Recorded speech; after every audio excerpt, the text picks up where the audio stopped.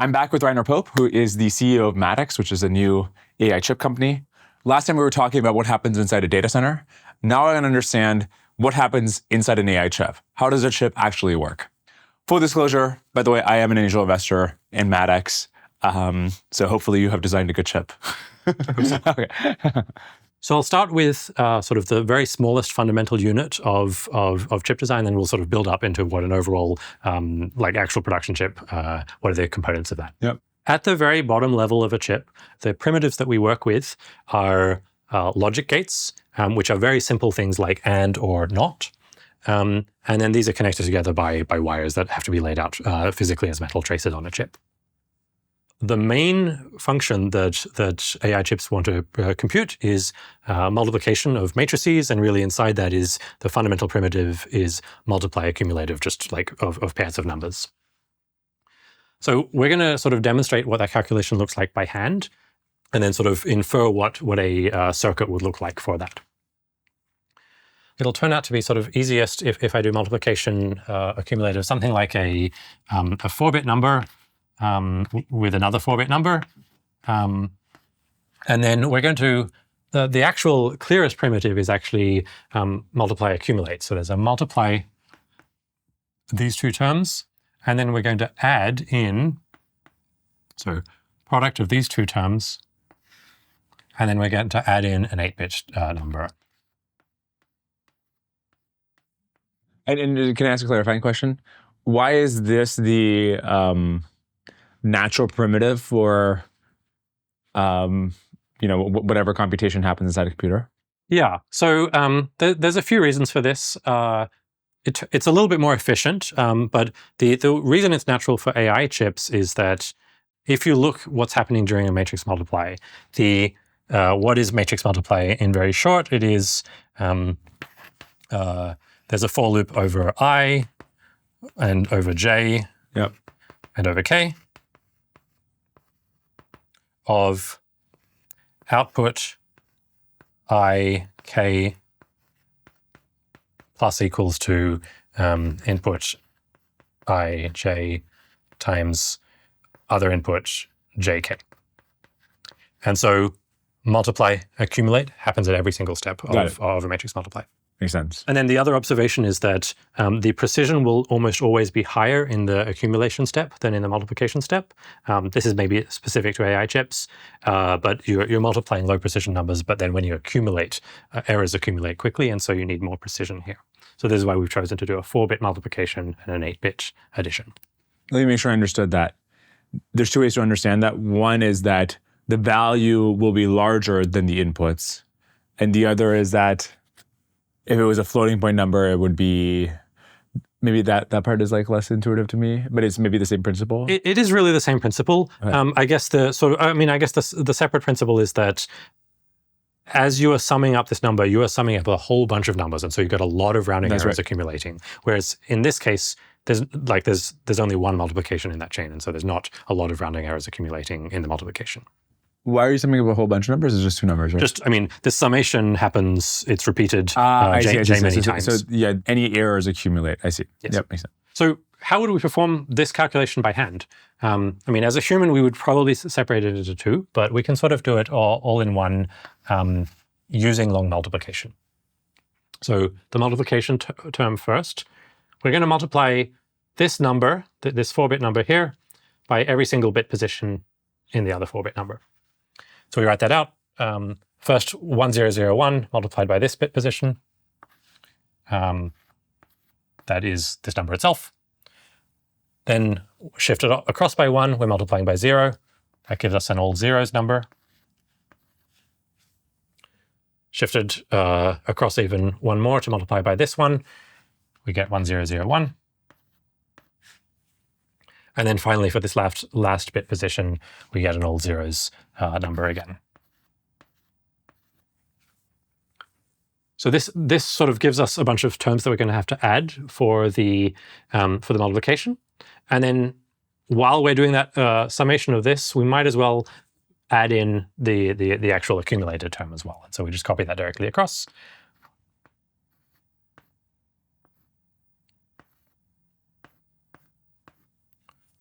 So this is the sum. It's a 5-way sum that we're going to want to compute. So firstly, what logic gates did it take us to even get to this intermediate step? We needed to produce all 16 of these partial products. How do I produce one of these partial products? So let's take this number 1, for example, here. It is 1. So what was it? How do we produce this number? By multiplying this number by this 1 over here. We can actually produce that by an AND gate. This number is 1 if both this bit is 1 and this bit is 1. Yep. If either of them is 0, then the multiplication of 1 times 1, of 0 times anything is 0. So to produce all of this stuff, we ended up consuming 16 AND gates. Or in the general case, if I were doing a P bit multiply times a Q bit multiply, then this will be like P times Q, many ANDs. Makes sense. Finally, I sum them. Actually, most of the work is going to happen in the summing. And so let me describe sort of the other logic gate that we use here. AND is almost the simplest logic gate that exists on a chip. It's almost the smallest. At the other extreme, typically the very largest logic gate that you'll use is something called a full adder. And what this does is sort of, it does like, coming from software, you might think that a full adder like adds 32-bit numbers together. In this case, it just adds 3 single-bit numbers together. And so you can think of it as like adding 0, 1, and 1 together. Now, when I add these together, the result can be 0, 1, 2, or 3. So I can express that in binary using just 2 bits. So it as input, it has 3 bits, and as output, it has 2 bits, which in this case are 1 and like the number 2 in binary is 1, 0. So this is also known as a 3-to-2 compressor.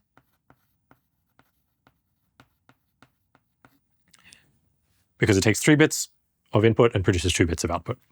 The 2 inputs are an X and a Y value, and then some carry that came in from like the 3 inputs are all bits that are in the same sort of bit position, like 3 bits that are in a column here.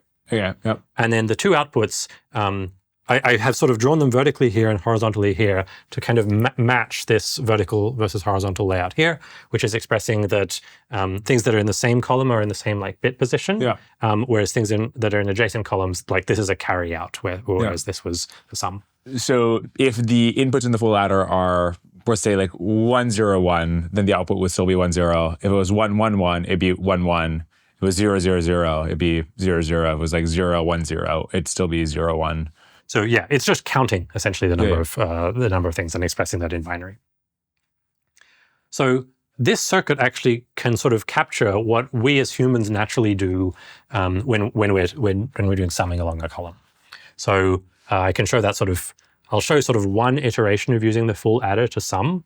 The way I sum here is going to be a little bit unnatural for humans. Humans, we would sort of sum along the column and then remember the carry. But instead of remembering the carry, we'll actually just explicitly write it out. So in this, we proceed from the rightmost column towards the left. On the rightmost column, we sum the 1 and the 1. And that produces like a 0 here and a carry of 1. So we've sort of used this full adder circuit on this pair of bits and produced a pair of bits as output. Now we can do the same thing with this column. We've got a column of 1, 2, 3, 4 numbers. And so maybe we'll like take the first 3 of them, run a full adder on them, and that gives us a 0 and a 0 as output. So like the sum of these is 0, 0. And so that's the full compressor, full adder applied to all of these bits. As I've used up bits, I'm going to sort of just cross them out to indicate that I've handled them. Let's just keep going a little bit more. So we'll go here. I'll take these 3 numbers, I add them. That gives me a 1 and a 0. I've dealt with these 3 numbers.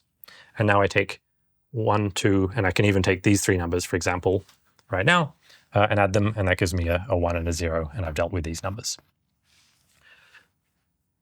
So I can sort of, like, the way I should view this is that I have this whole grid of numbers that need to be added. I'm going to just keep applying full adders to all the bits that are here, constantly removing 3 numbers from a column and then writing out 2 numbers as output. Keep going with this over and over and over and again until I eventually get like just one single number coming out here. Something like that. This is probably the wrong sum.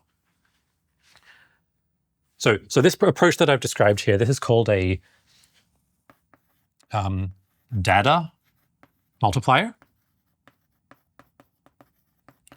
And this is sort of like the standard for how you do area efficient multipliers using full adders. Let's try and quantify the circuit size of this, just so we have got a sense of like how big things are, so we can compare to them later. How many full adders did I use? I started with how many numbers? I have the 16 partial products, which is the product of all of these terms with all of these terms, plus the 8 terms that I'm adding here. So I started off with 24 bits. And then I produced 8 bits on the output, eventually. And in every step, I was sort of crossing off 3 numbers and writing 2 numbers out as in result. And so every single use of a full adder eliminates one of the bits here. Mm-hmm. And so how many full adders? It must be the 24 minus the 8. So that there were 16 full adders in this circuit. In general, this is true in the general case as well, there will be P times Q many full adders in this circuit. Let me make sure I understand the logic of that. So the input bits 24 is P times Q plus P plus Q. That's right. And the output bits is just P plus Q. And so P times Q plus P plus Q minus P plus Q equals P times Q. That's right. So I think this explains sort of, or at least hints at the second reason why we chose to do a multiply accumulate. First reason being that's actually what shows up in matrix multiplication, but second reason being it gave us this very slick P times Q, very simple algebra. Mm-hmm.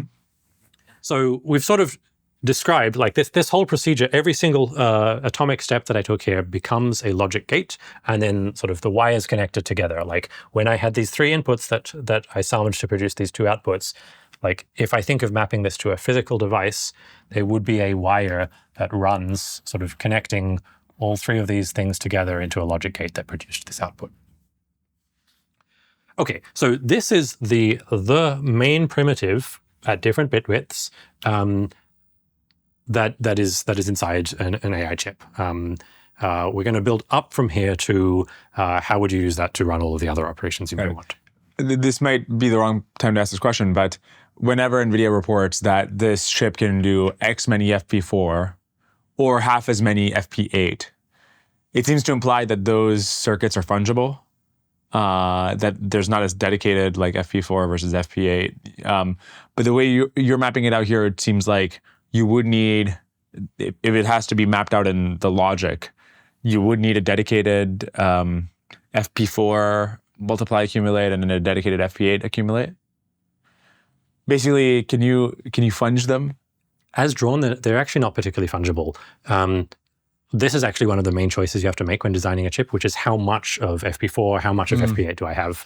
And then sometimes I'll make that consideration from the point of view of like, what do I think is the customer requirement? Another way to take an angle on that is to say, what is the power budget for, equalize the power budget between FP4 and FP8. But so then when they report those numbers, and they just happen to be the case that like it does 2x as many FP4 as FP8, they just happen to choose like give equivalent die areas to all the floating points, and as a result that ended up being like, why is the ratio exactly 2x? Yeah, exactly. Yeah, so part of it is, I mean, surely that won't be exactly equivalent to die area.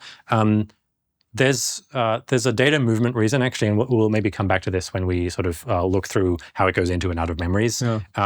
There's something really nice just from a software level of the fact that I can pack 2 4-bit numbers into the same storage as an 8-bit number, and so when I store that to a memory or something like that, it's the sizing of the buses that I wire within the chip actually makes that work out really, really nicely. Actually, come to think of it, it's not just 2x. It would be the amount of area it takes, it sounds like, is quadratic. It's quadratic, in fact. With the bit length. So that's why smaller precision is like even more favorable than you usually think. This is a really big reason. So in fact, NVIDIA made a change. Historically, up until B100 or B200, every time you have the bit precision, you double the flop count. That ratio is exactly like, for the reason you said, because of this quadratic scaling, that ratio is actually slightly wrong. It should be like an even bigger. You should get an even bigger speed up than you might otherwise think. NVIDIA's like product specs have sort of started acknowledging that in B300 and beyond, where the FP4 is 3 times faster than the FP8. Though it should be 4x. Yeah, what I've shown here is like the simplest case of integer multiply. When you're dealing with floating point, as you do in FP4 and FP8, there's this sort of other term which is the exponent that just complicates this calculation. Yeah. So what can we see already from this? It's like, I think the big observation you've made is that there's this quadratic scaling with bit width, which is like very effective and is the single reason why low precision arithmetic has worked so well for neural nets. But the other thing we're going to do now is we're going to compare sort of the area spent on the multiplication itself with all of the circuitry that is around it. So we'll walk back in time a little bit and see how did GPUs prior to tensor cores work, which is the same way as the way that CPUs worked, in fact. So which is like, where do we stick this multiply accumulate unit? So generically, I'll describe like a CUDA core or a CPU. You'll have some register file, which stores some number of entries. Maybe it's like 8 entries of like, in this case, I guess 4-bit numbers, but typically like 32-bit numbers or something like that, of which are numbers. So this is the like inside the CUDA core. I'll have some register file of some depth. And then I will have my multiply accumulate circuit, multiply and accumulate circuit. And what it's going to do, it's going to take 3 arbitrary registers from this register file, perform the multiply accumulate, and then write back to the register file. So it's going to maybe write to this one, but it was able to read from this one, and another random one. So it'll take 3 inputs like this. So this is the core data path of many processors. Most processors look like this. You've got some set of registers, and then you've got some set of logic units or ALUs. We want to analyze the cost of the data movement from the register file to the ALU and back. So ultimately, there's going to be some circuit that says, well, I don't always have to select this guy. I might select any of the registers at any point in time. And so sort of a first question is, how can I build a circuit? The circuit that I'm going to look for is a mux. So in this case, it's going to have 8 inputs, 1 from each entry of the register file. And it's going to have 1 output, which is actually producing this output. And then like, what is the cost of this thing? It's like all we have to build it out of is and or. And so how do we build it? We do the dumbest thing possible. We like form a mask saying when we want to read like the 3rd entry, we're going to AND every single entry with either 1 or 0 based on whether that's what we want to read, and then we're going to OR all of them together. Okay, just to make sure I understand the basics. What the mux is doing is it's just like selecting. Just selecting. Just selecting an input. Yeah. So like invisible to software, it's like you say I want input number 3, that means there's a mux here. Yeah. And so like what is the cost of this mux? So an n input mux operating on p bits, well, I'm going to, so I have n rows, that's this 8 rows, and I've got like each row is p bits wide. Well, I have to AND every single bit. So I get n times p many AND gates. Every single input I have to say, am I going to like mask it out or not? And then I'm going to OR them all together. And so there's going to be like n minus 1 times p many OR gates. which is saying I've got all of these different things, almost all of them are zeros, but I need to sort of collapse them down into like from my 8 options down into 1 option. And so every step I need to OR like 1 row into an existing row. Got it. Yeah. It's actually kind of funny that you would sort of you don't think at the level of hardware. You sort of just think like, oh, I'll just select element 3, and something as simple as that is a sort of like in and of itself a quite complicated circuit. Yeah, I mean, this is the first step of all of the hidden data movement costs that show up. Yeah. And so like the thing, like we're just going to like compare, like I have to pay this cost, and I've got 1 mux here, and then in fact I have 2 more copies of that for each of the 3 inputs to my multiply accumulate operation. And so I have this cost which is like 3 times n times p and gates over here, compared to this p times q, sort of gates in the actual circuit that is doing the thing I care about. And if we plug in actual numbers, like this n being 8, like I get like 24 times p gates over just in the data movement, compared to like if q is 4, like 4 times p gates just in the adder, multiply adder. And sorry, where's the 3 coming from? 3 different inputs here. Got it. Okay. So the case, like really just what I'm hinting at here is that like all of this work, which scales like as the size of the register file, and this is a very small register file, all of this work just moving the data from the register file to the logic unit is many, many times more expensive than the logic unit. In the most recent Cluster Max report, SemiAnalysis ranked almost 100 different GPU clouds. Crusoe was one of only 5 that made the gold tier. SemiAnalysis found that gold tier providers like Crusoe had a total cost of ownership that was 5 to 15% lower than silver tier ones, even when they had identical GPU pricing. This makes sense because total cost of ownership is downstream of a bunch of different things that don't necessarily show up in the sticker price, but that Crusoe has optimized. Things like how well you detect faults and how quickly you replace failed nodes. For example, Crusoe was one of the first clouds to adopt nvSentinel, NVIDIA's own GPU monitoring and self-healing software for enhanced GPU uptime, utilization, and reliability. This lets Crusoe make use of everything that NVIDIA has learned about why chips fail across all their different fleets and deployments, so that Crusoe can catch faults earlier in the process. And once they identify a failure, Crusoe can swap in a healthy node in less than 10 minutes.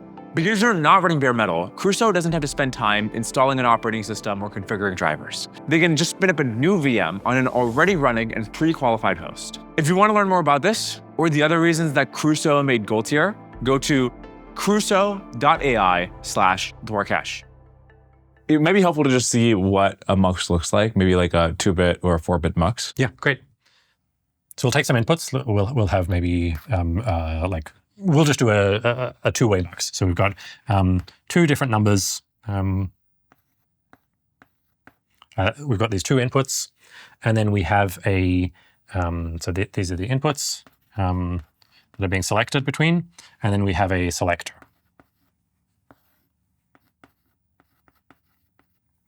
Which can either be like, I want this one, or it could be, I want the other one. So this is a 1-hot encoding. So this is what we all start with. And then the output we want to produce, like, let's focus on this case. So this is the actual input we got. Yeah. We just want to produce this guy as the result. And so, like, sort of very laboriously, what we do is we AND this bit with all of these. And so that produces like ANDing this bit with this row. And likewise, we AND this bit with this row. That produces all zeros. So this was there's 4 ANDs here. There's 4 ANDs here. And then finally, we just OR these 2 together. And this gives a 1, we OR these 2 together. This gives a 1, we OR these 2 together, gives a 0. We OR these 2 together, and it gives a 1. And so this is the 4 ORs. So like this actually ends up looking a little bit like addition, in fact. Like we did exactly the same set of ANDs here. Sort of we've added all of these things together, but then instead of collapsing it by using these full adder circuits, we just get a very simple collapsing with OR gates. And but I guess that doesn't look like n times p. So this was with n equals 2 inputs. Right. In the general case, we will have n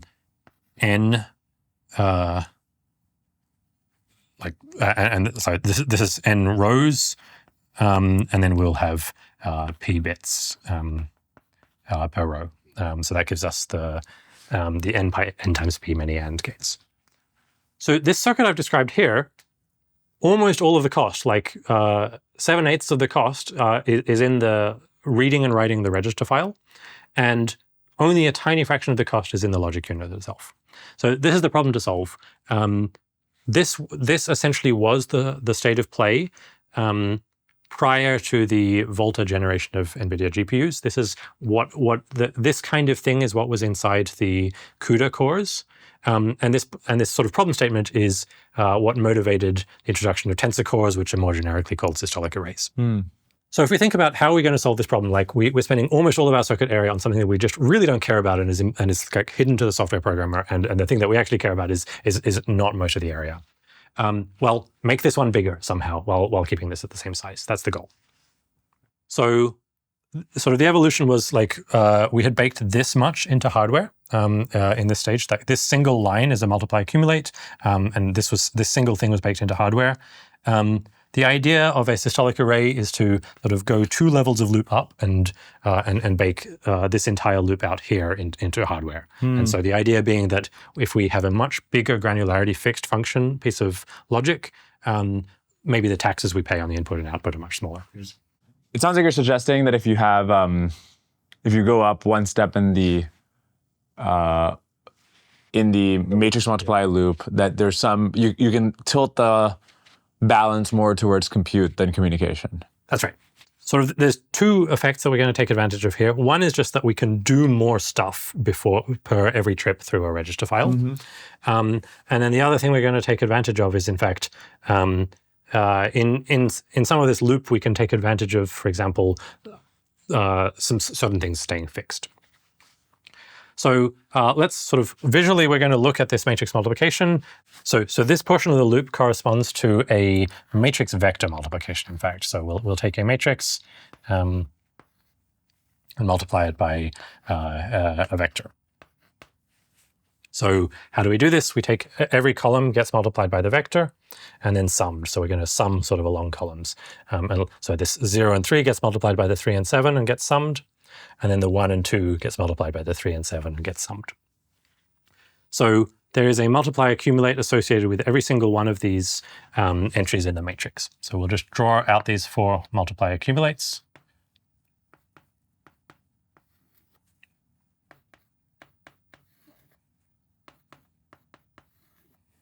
And just to make sure I understand why there's 4 multiply accumulates. So if each entry in the column that corresponds to the output vector is a dot product, and in this case it'll be like 2 multiplications and then the addition of those 2 multiplications. So like you're accumulating. Yeah, so the addition, so really there's only 1 addition per dot product, but like we like to start with the 0. initialization of 0. Yeah. So what we're going to aim for is to have, so we want to have quadratically more compute. We have got sort of x times y as much compute as we had before. But we're going to want to somehow aim for having only x times as much communication. And this is sort of the intention so that we get this advantage term going as y. So we've laid down the multiplications. Bringing in, we're going to want to bring in a vector of size 2. And so that sort of already is in line with our comms target. That's fine. However, we need to somehow manage the communication of this matrix, which exceeds our budget of x. And so the idea is that in an AI context, this matrix is actually going to stay fixed for a long period of time. And so instead of bringing it in from the outside, so we've got some register file sitting over here, we don't want to have the amount of stuff coming out of this register file. This is the term that we want to go sort of as as X in some sense. We don't want to bring this full matrix in from the register file every cycle because we don't have enough. That would cost too much in terms of wiring from the register file. And so instead, we're going to store, our key trick is that this matrix can be stored locally to the systolic array. And so where we will store these numbers 0, 1, 2, and 3 in just like a gate called a register that like physically stores these numbers, and we're going to reuse these numbers over and over again for a large number of different vectors. And so the optimization here is that like the nature of matrix multiplication is you can store this like square quadratic thing directly where the logic is happening, and which is like higher dimension than the or has an extra dimension compared to the inputs which you keep swapping in and out. That's right. I mean, this is the nature of what a matrix multiplication is that you do a lot of multiplication to get one value out. Like a dot product is the result of a lot of multiplications. And so that optimization means that you're just like, you can stuff a lot of like multiplication in before you get some value out of it. That's right. That's right. Yeah. So like just to complete the picture here of concretely how that looks, I swapped the 3 and the 2 here, 3 and 2. So just like this 0 and 3 is going to multiply by the 3 and the 7. And so we're going to form a dot product sort of along columns here. So somehow we're going to feed a 3 and a 7 in here. These participate in sort of, this feeds into this multiplication and also feeds into this multiplication. Likewise, the 3 feeds into here and also into here. And then we're going to sum sort of along here with like starting at the top of a column, we feed in zeros, and then coming out the bottom, we get results coming out. So sort of just to visually see what we've got, there's a dot product that is performed along columns in a matrix, and that sort of maps exactly to what is done spatially in the systolic array here. So this is one dot product summed vertically, and this is a second dot product also summed vertically. And then what is the data that needs to go into and out of the register file?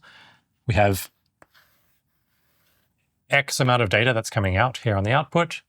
And we also have sort of this data coming from the input, X amount of data from the input. And so with respect to the input and output vectors, at least, we've sort of met our goal of having only X as much data going in and out of the register file. This leaves open the question of like, I said that the weight matrix is stored locally in the systolic array. How did it get there in the first place? Is sort of a, like, at some point you need to boot your chip and populate this data. And so where did that come from? The trick is just, we just do it very slowly. So we very slowly trickle feed it into the systolic array. The sort of the simplest strategy is that we sort of run this daisy chain that says like feed a number into here, and then on the next clock cycle, it'll move down to the next entry of the systolic array. And so we can do that in every column in parallel, and that gives us sort of, this is also going to come from here, and this is going to be another factor of approximately X units of bandwidth coming in. Would you mind repeating that sentence one more time? So like, we're sort of like, we know that we're going to be bringing in numbers only rarely into the matrix. Yeah. And so we just want to come up with any construction at all such that the amount of wiring that actually feeds into sort of crosses this boundary of the systolic array, like this boundary right here, we just want to keep that bounded to X and not go as XY. And so a particularly simple strategy is that we sort of bring in a number into the top row of the systolic array. That's what we can do in one clock cycle. And then for Y consecutive clock cycles, we're going to be bringing in the top row every time, and then sort of shift all of the other rows down by 1. Yeah. And that keeps the sort of the wiring that needs to come from this expensive register file only down to a factor of X rather than X. I see. Okay. So there's 2 questions in terms of communication. There's like communication time, and then there's communication bandwidth. Yes. And you're saying, since we're only going to be loading this in once, let's minimize bandwidth. That's right. Because bandwidth equals die area. And let's just like load it in slowly over like smaller lanes because we're just going to keep this value in there for a while. Exactly. Interesting. So it's interesting to me that when we were talking last time about inference across many chips, the big high-level thing we're trying to optimize for is increase the amount of compute per memory bandwidth, that is to say, per communication. And here also we're trying to increase the amount of like actual multiplies or actual additions relative to transporting information from registers to logic. So in both cases, you're trying to maximize compute relative to communication. Yeah, this shows up sort of all the way up and down the stack. This is sort of close to the bottom, sort of like to the gates. There's sort of a version that's maybe even closer to the gates of just like even the precision of number format that you choose to use. We saw that same effect. There's like a square cube law or a like squared versus linear term going on both in just purely the precision of this ALU, but then also in terms of the size of the matrix. Yeah, very interesting. So so this unit is sort of the next bigger unit. We had like the multiplication circuit, and then on top of that we have a pretty large systolic array. I drew it as 2 by 2, but in like for example older TPUs they would describe it as 128 by 128 of this circuit shown here, and this circuit ends up being this is the most efficient known mechanism for circuit for implementing a matrix multiply. I see. So we've talked about sort of, it seems obvious that you should try to maximize compute relative to communication. What are non-obvious trade-offs that actually keep you up at night about should we do X or should we do Y? And it's not obvious what the answer is. Yeah. So I mean, I think most of the decisions in chip design are sizing decisions. And so already in what we've drawn so far, so AI chips all have this circuit in it. They have a systolic array and then somewhere near it a register file providing inputs and outputs. The two sort of like even within this scope, sizing questions that you have are how big should I make my systolic array, and how big should I make the register file. So then the trade-off for the size of the systolic array, actually these two questions are coupled, is one way to think of it is to say I'm going to like have a budget for what percentage of my chip area I want to spend on data movement. So maybe I just say that I want this to be 10% and the systolic array to be 90%. And then sort of I can size my register file. Bigger register files are more flexible. They allow me to run sort of more, I can get more application level performance out. But then they sort of take away from this area spent on the systolic array. Yeah, makes sense. I recently ran an essay contest where I asked people to write about what I consider to be some of the biggest open questions about AI. The submission window closed last week, so I used Cursor to create a couple of different interfaces to help me review the entries. One interface anonymizes submissions and hides unnecessary information. It lets me group responses by question, add notes, and record my scores. The other interface helps me review entrants who also want to be considered for the researcher role that I'm hiring for. The UI puts the applicant's essay right next to their resume and their personal website so that I can see everything at once. Cursor's harness is really good at helping these models see and improve their UIs. I watched it render these interfaces in the built-in browser, take screenshots, click through sections, and keep iterating. At this point, Cursor is where I do most of my work. Whether I'm reading and visualizing a bunch of research papers, or coding up an interface to review applications, or making flashcards for my Blackboard lectures, Cursor just makes it very easy for an AI to look at whatever I'm looking at and help me understand it and work with me on it. So whatever you're working on, you should do it in Cursor. Go to cursor.com/Dwarkesh. Where does the clock cycle of a chip come in? What determines what that is? Yeah. And what is a clock cycle of a chip? So I guess at baseline, it's sort of worth observing that chips are incredibly parallel, right? You've got 100 billion transistors in a chip. A key thing that you need to do whenever you have like massive parallelism is you need to synchronize between the different parallel units. In software, typically you have these very expensive synchronization methods like a mutex. So one thread will finish what it's doing. It will grab a lock somewhere stored in memory and then notify the other thread that it's done. On chips, we take a very different approach and say that every like nanosecond or so, all circuitry in the chip will kind of pause for a moment and then synchronize so it actually synchronizes every single nanosecond or so. And so that is the clock cycle. The entire chip, typically all in sort of one fell swoop, goes in lockstep to the next operation that happens. And so what this looks like in circuitry is that you will have, is typically drawn, so the clock is sort of mediated by registers, which are these storage devices that we've drawn elsewhere. And the way to think of it is that I have some storage, which is storing like a bit, which might be 0 or 1. And then I have some sort of cloud of logic, which maybe is like this systolic array or this multiplier or something like that. And then I've got some, and that's going to produce some output. So my inputs, I've got a bunch of inputs feeding to this cloud of logic. And then eventually later, there's going to be some output register that this writes to. There is a global clock signal which drives all of these registers. And it says, at a certain instance in time when the clock strikes, whatever value happens to be on this wire at that instant, that's what's going to get stored in there.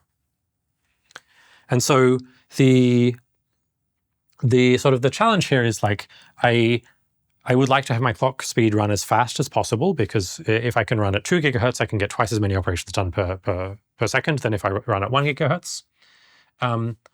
But what that ends up meaning is that I'm very sensitive to the delay through this cloud of logic, because any computation that is going to happen in here needs to sort of finish before the next clock cycle hits. Right.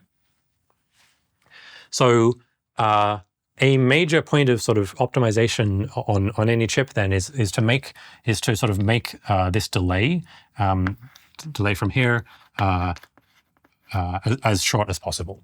Interesting. And is there ever, because the constraint here seems to be that if you add too much logic, then you might risk missing the clock cycle. That's right. But if you don't add enough, then you're leaving potential compute on the table. Is there ever a situation where you'd take a probabilistic chance that a computation finishes, or is it just like, no, either it's going to finish by clock cycle or not? Yeah, in standard chip design, you margin it such that, I mean, there is a probability, but it's like many standard deviations, like way standard deviations out, such that for all intents and purposes, it is a reliable part. It will always meet the clock. There are some weird exceptions to that. There are clock domain crossings where you go from one clock to the other clock, and then you actually do have to reason about this probability. But interesting. In the main path, you margin it such that you'll get there like 25% of the clock cycle in advance, so that it's very unlikely that. The clock where the clocks synchronize, I guess, where the registers are. This is not something you determined as a chip designer. This is sort of just like an artifact of, hey, I want whatever sequence of logic, and then the software you use to convert your Verilog into the thing you send to TSMC, that just determines like, hey, in order to make this work, you gotta put a register here, here, and here to make sure that there's no one step that is like too long, such that it makes the whole clock cycle of the entire chip longer than it has to be. Yeah, so this is actually a huge part of the work of designing a chip, actually, is inserting them. So it is done in a combination of manually and automatically. So, I mean, just to show the very sort of dumb version of like what you can do here, you can take this logic and split it in half. And so like say, actually, instead of just one cloud of logic, I'm gonna have two smaller clouds of logic, which do the same thing, but split them up by a register. Right. Feeding in like this. And this is like if you split it like in the middle, you can hit twice the clock frequency. That's great. You get twice the performance at the cost of this extra register. And so at the cost of some more storage. And so stepping back, why do we need to synchronize the whole chip? Like if you imagine playing Factorio or something, there's no like global clock cycle. It just shit is done when it's done. There's iron on the plate. You can take it if you want. Yeah. So taking that analogy, the thing that you need to be mindful of is if I've got two different paths through some logic. So I have to do a computation like F here, and then computation G here, and then they're going to come and meet for computation H somewhere here. Yeah. And so there's going to be manufacturing variance here. In some chips, F will take a little longer. Maybe in some chips, G will take a little bit longer. And so if I've got some signal that's propagating through here, and the result from F and G have to sort of meet up at H, the thing that can go wrong is that F can get there early, and it meets like the previous value of G or the next value of G or something like that. And H needs to know when to start. Exactly. Yes. Like when has this next iteration of, and so this explains why different chips made at the same process node, the same like TSMC technology, can have different clock cycles. Like two chips made at 3 nanometer might have different clock cycles based on whether they were able to optimize making sure that like there's no one critical path that is so long that it slows down the whole chip's clock cycle. That's right. This optimization that I showed here, this is just this is sort of pipeline register insertion, it's called. Yeah. We've inserted in the middle of the pipeline register here. This is a sort of pure trade-off between clock speed and area. Yeah. This is the easy case. There is a harder case too, which is so I've drawn it as a pipeline of logic here, but in other cases you may have some calculation which actually feeds back in on itself. So it runs some function f and then writes back to itself like this.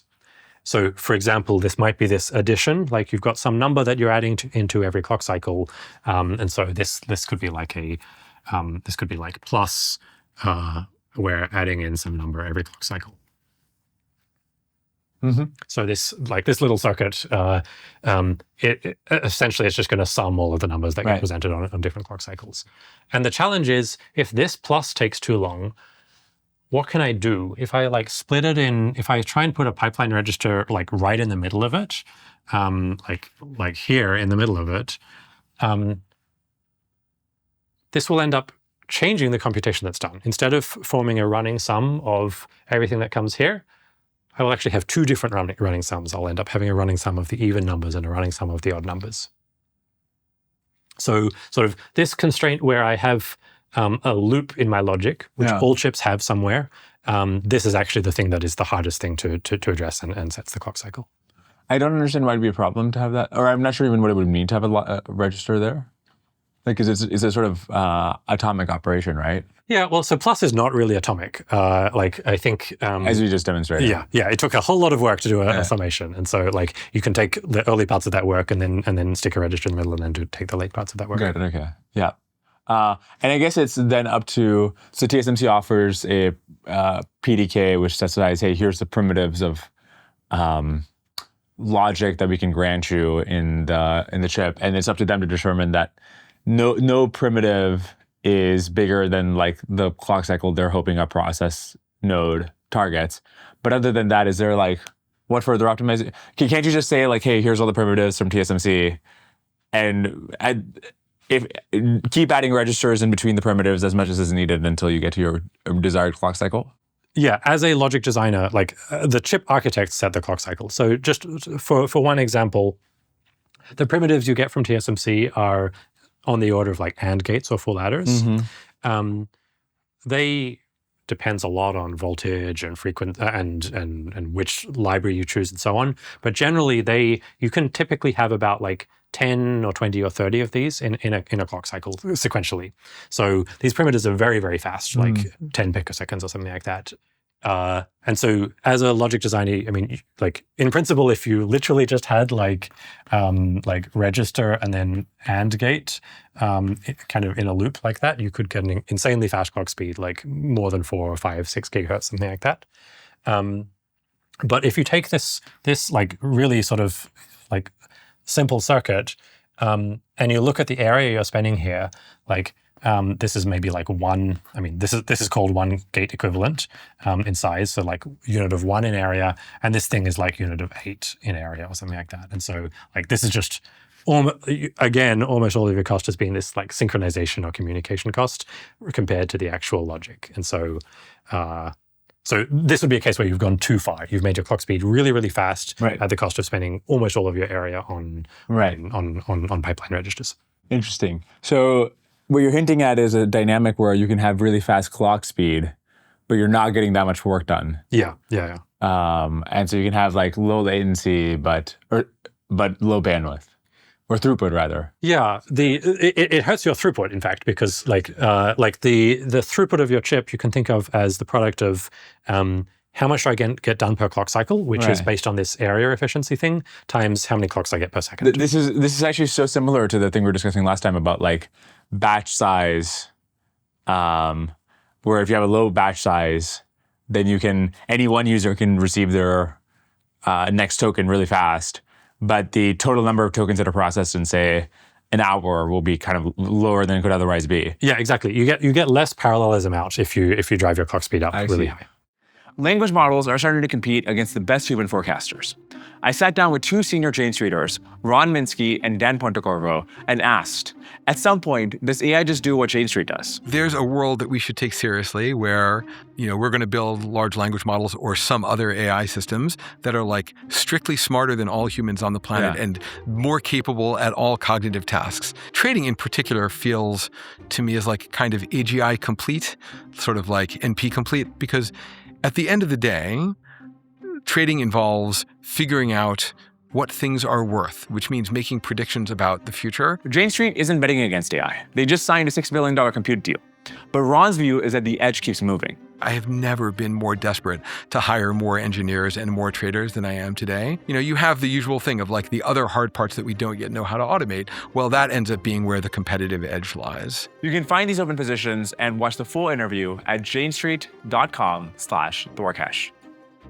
Okay, so I remember talking to an FPGA engineer at Jane Street, Clark, who actually helped me prep for the previous interview we did together.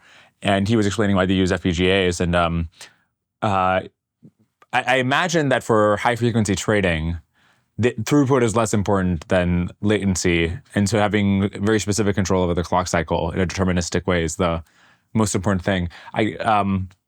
Maybe it'd be interesting to talk about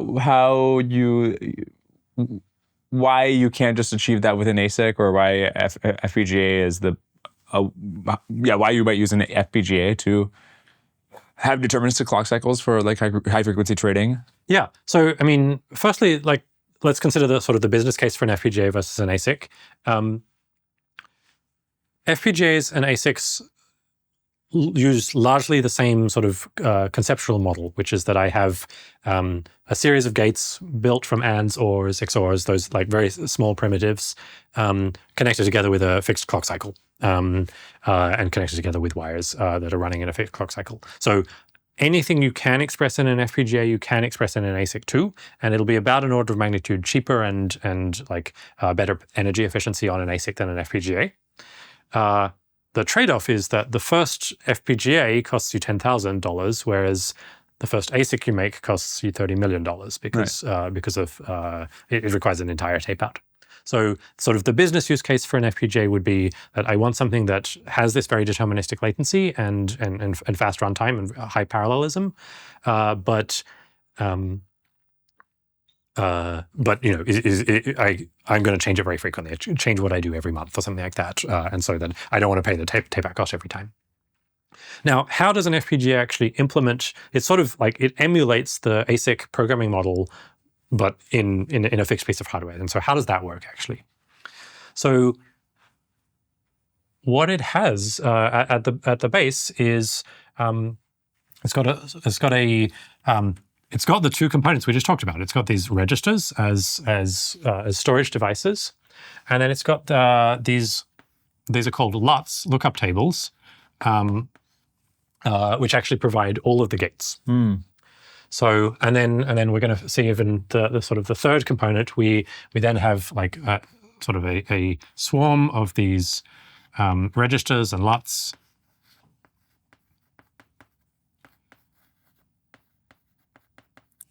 And all of these are available, and then they're connected by sort of this big set of muxes. So in front of every single one of these, we've got something like one of these muxes, which selects one input from everywhere else, sort of selecting from all of these different things. We've got a whole bunch of different options feeding into all of these things. So what this allows is essentially when I program my FPGA, I can say that I'm going to take all of these components and I'm going to sort of superimpose on top of this a particular wiring which like goes through this lot and then feeds into this lot and then goes to this register and then feeds into this lot or something like that. So what I've drawn in orange is like how you, like FPGA means field programmable gate array. This is the orange is what has been programmed in the field, whereas the white is all of the wires that must exist in the FPGA in order to actually to make the device in the first place. What does it mean to be programmed into a field?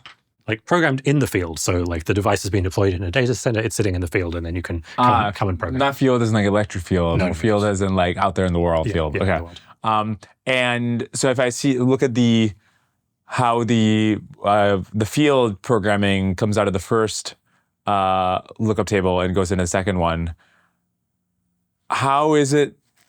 How? Like where are the wires that made that happen? I guess. Yeah. So I got a little bit like lazy in drawing all of these. Every single device here has a mux sitting in front of it, which can select from all of the like nearby circuits that are available. Yeah. And so the actual configuration of the FPGA is like amounts to it is the mux control. So like in this mux here, we have the data inputs, and then we have like the control that selects. Yeah. And so like there's a little storage device sitting next to every single one of these muxes saying, this is where you're going to source your input from. Got it. And so programming it consists of like configuring every single one of these muxes. So that makes sense. What is happening inside of the lookup table? Yeah. So the purpose of the lookup table, so it's going to also have a little bit of control feeding, telling it what to do as well. The purpose of the lookup table is to function, to be able to configurably take the role of an AND gate, OR gate, XOR, any of those different things. So there's many ways you could consider doing that.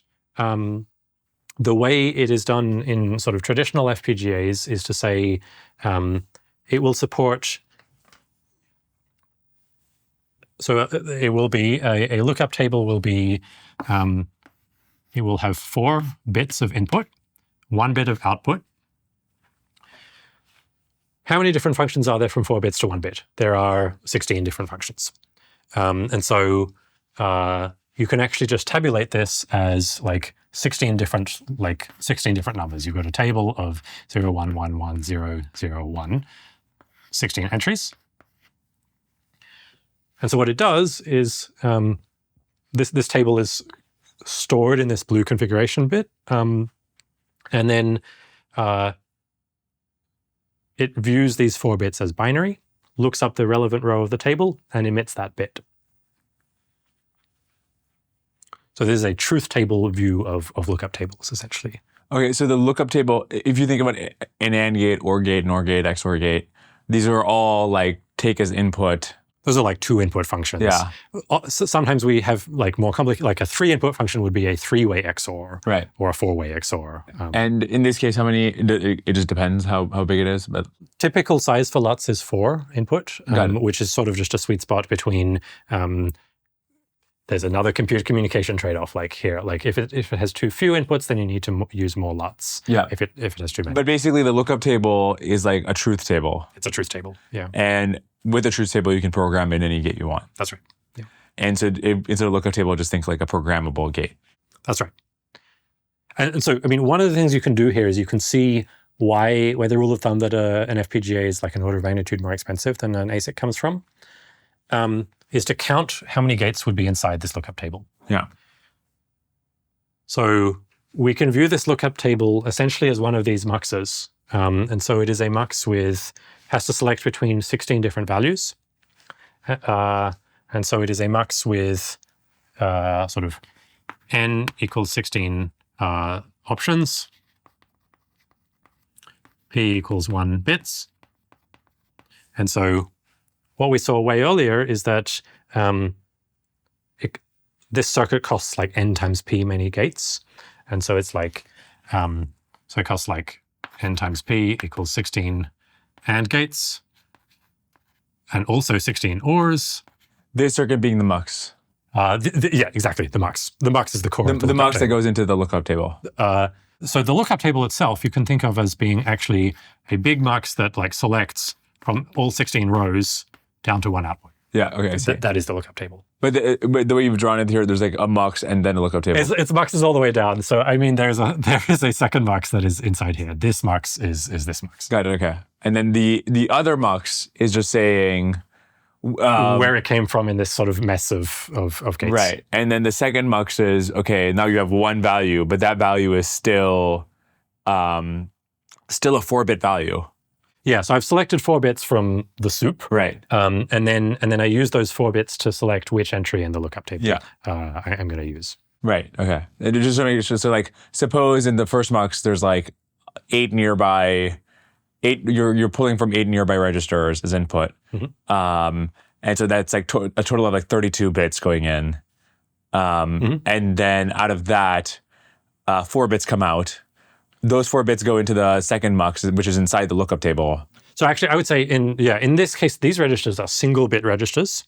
So if there are 8 nearby registers and lookup tables, then I have 8 bits total coming in nearby.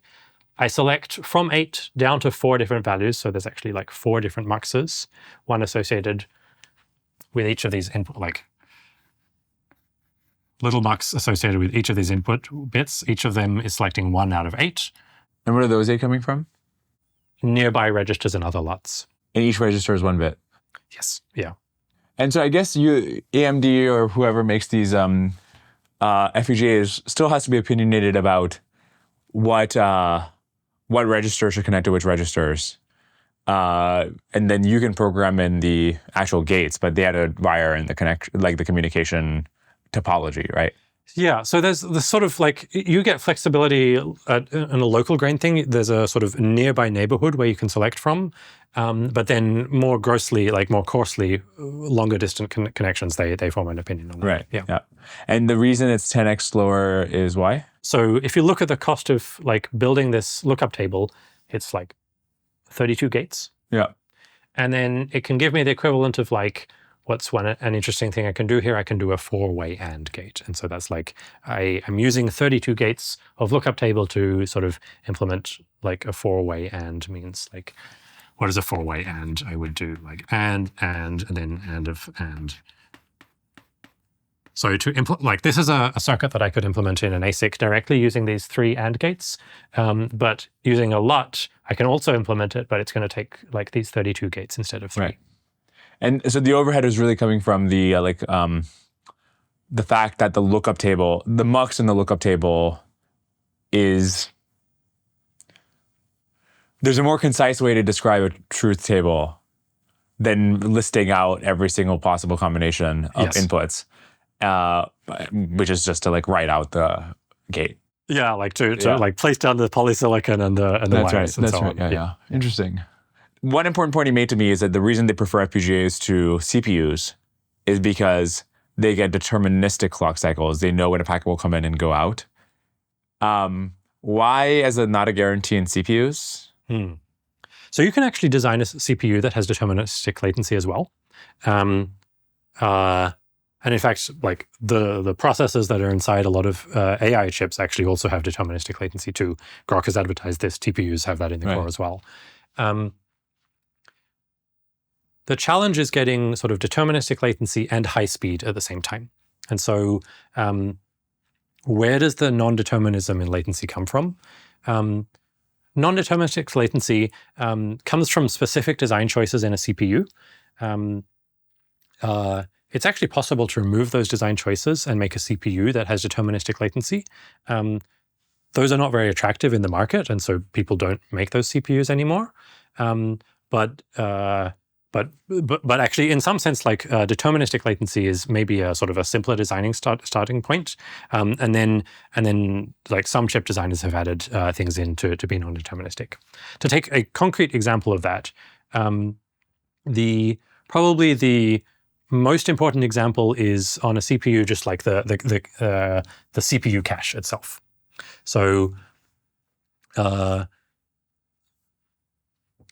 a CPU, you have the CPU. This is the CPU die itself, and then there's a memory off on the side. This is the DDR memory off on the side, and then you have a cache system here inside it. Is the cache.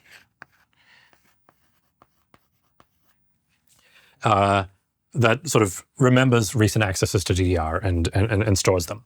And so when I'm running through my CPU instructions, every time I have an instruction that accesses memory, it first checks in cache, was the data stored in cache, and then if not, it fetches out to DDR. Yep. This is a huge optimization. The cache is like 2 orders of magnitude faster than the DDR. If you never, if you never like use the cache, like basically all programs would run 100 times slower. So the presence of a cache is absolutely necessary for a CPU to run at reasonable speed.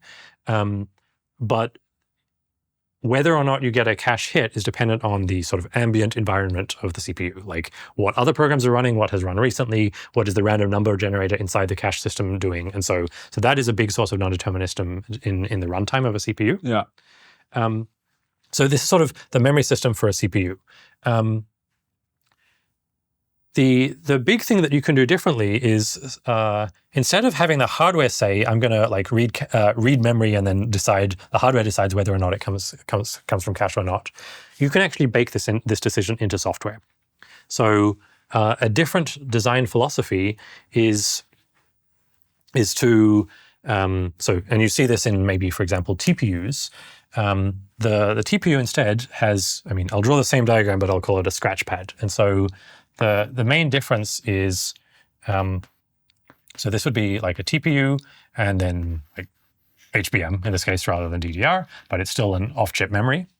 And instead of like the software saying first access like memory and then the hardware decides, you've got some instructions that go here. This is like one kind of instruction, and then a totally different kind of instruction that goes to HBM. Yeah. And so this style is generically known as scratchpad.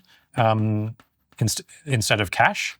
The key distinction being that you have like one kind of instruction that says read or write scratchpad and a totally different instruction that says read or write HBM. So is scratchpad being the cache? Yeah, this thing here is the scratchpad. Just to be clear. So stepping way back, people say computers have the quote unquote von Neumann architecture where there's this serial processing of information. And maybe just because we've been talking about parallel accelerators, but I just don't like the FPGA is super parallel. The kinds of AI accelerators, TPUs are super parallel. Even CPUs are super parallel if you think about all the cores they have. And so is it actually, like, in what sense is modern hardware actually the von Neumann architecture? Is that actually a fair way to describe modern hardware? I think it's a fair way to describe CPUs. Like just the amount of parallelism, like on a CPU, the amount of parallelism you get is about 100 cores times maybe like 16-way vector unit. So 106, about 1,000-way parallelism on a CPU. Yeah. So one question is, there is a die that is being used for the CPU. Mm-hmm. And if there's fewer threads, just as a matter of like transistor voltages or like switching on and off, is it just that there's like literally one control flow, like a small part of the die where like voltages are switching on and off, or like how do you actually occupy the die area of a CPU if there's if there's so few cores, like what am I spending all the time in there? Yeah. The cores are just much bigger and more complicated. So I guess we should compare like a CPU core, which takes up 1/100th of the die, to like, to a LUT. Like a LUT is just only these 16 gates. Right. So like it's clear why there are so many more LUTs in an FPGA than cores in a CPU. But then sort of maybe the like why are there more CUDA cores, for example, than CPU cores? I think would be like what's the difference between a CPU and a GPU or something like that would be a big difference. Inside the CPU, you have So one big use of, so the sort of the top uses of area inside a CPU are the cache. Very little is actually the ALUs. Like mostly it's like these register files rather than the logic units. And then both of these things have equivalents in a GPU, and so that's not a big difference.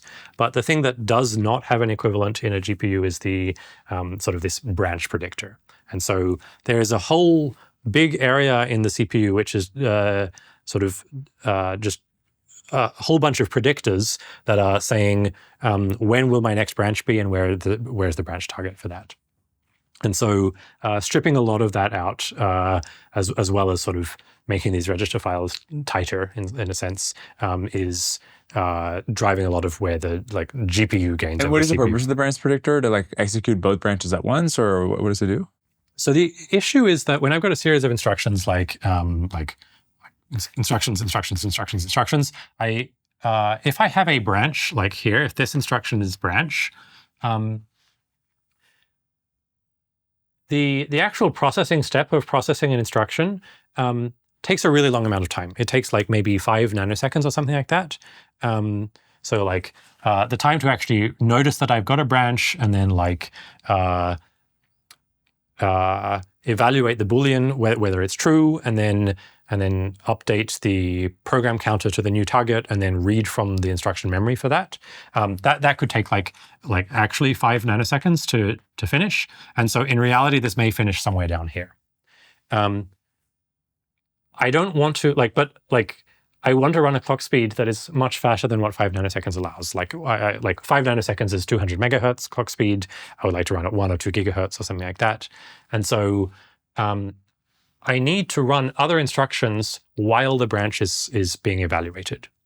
And so I really just want to keep running the following instructions that happen after me. But that might have been wrong. Like if the branch ended up being taken, then I need to know that instead of evaluating these instructions, I actually need to jump to wherever the target is and run these instructions instead.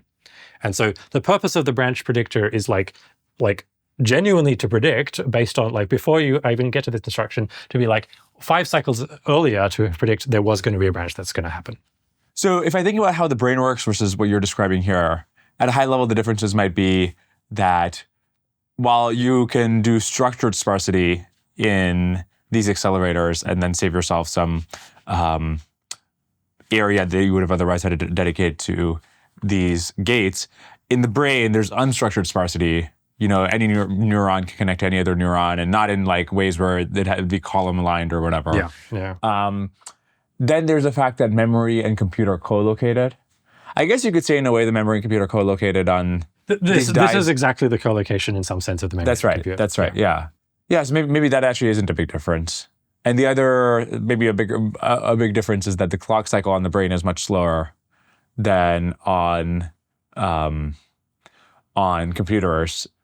And partly that's to preserve energy, because the faster the clock cycle, the bigger the voltage needs to be in order to identify, for the signal to settle and to identify what state of transistor is in. That's right. I don't know if you have other high-level takes about how, any commentary on what the brain might be doing versus how these chips work. Yeah, I mean, so let's take the clock speed one first, actually. Yeah. The clock speed is quite high on a chip because that, drives higher throughput. When we compare a GPU running some workload, it's running batch size 1,000 or something like that, Yeah. whereas the brain is not running batch size 1,000. There's only one of me. And so you could sort of imagine saying, well, take a GPU and instead of running at a gigahertz, run at a megahertz or something like that. And that would start to look maybe a little bit more like sort of equivalent things that you're talking about in the brain. There is, in the way that silicon works, there are, that does not give you an 1,000x advantage in energy efficiency. So what it ends up looking like is you can, you sort of just end up running this circuit once to stabilization, and then it'll sit idle for a long period of time. It doesn't consume a lot of energy while it's sitting idle because most of the energy is consumed in sort of toggling bits from 0 to 1 and back. So actually, let's talk about the energy consumption of a circuit like this. The way to think of a bit being stored is you've actually deposited some charge in a capacitor somewhere, sitting somewhere in the chip implicitly. So it becomes charged when it becomes a 1, and then it becomes discharged when it next goes to a 0. Yeah. And that cycle of like charging the capacitor and then dumping that charge out to ground, that is where the energy is consumed. Yeah. This is called the dynamic or switching power. This is most of the energy consumption of a chip. There is some other energy consumption just coming from the fact that insulators aren't perfect insulators, but we'll discard that. Most of the energy consumption actually comes from just the charging and discharging of, or like toggling from 0 to 1 and back to 0. Right. So if you run a chip much slower and you only clock it once every 1,000 clock cycles or something, you will have 1,000 times fewer transitions. It'll be about 1,000 times less energy consumption, but not a substantial advantage in energy efficiency. Okay, so you described how a TPU works at a high level. What is the difference at a high level between how a GPU and a TPU work? Yeah, so I mean, I think there's sort of a high-level organization principle that is different. And then there's sort of inside the cores what are different. But we'll look sort of outside the, like at the high level. So we'll take a GPU and a TPU, and what does like sort of the top level block structure look like?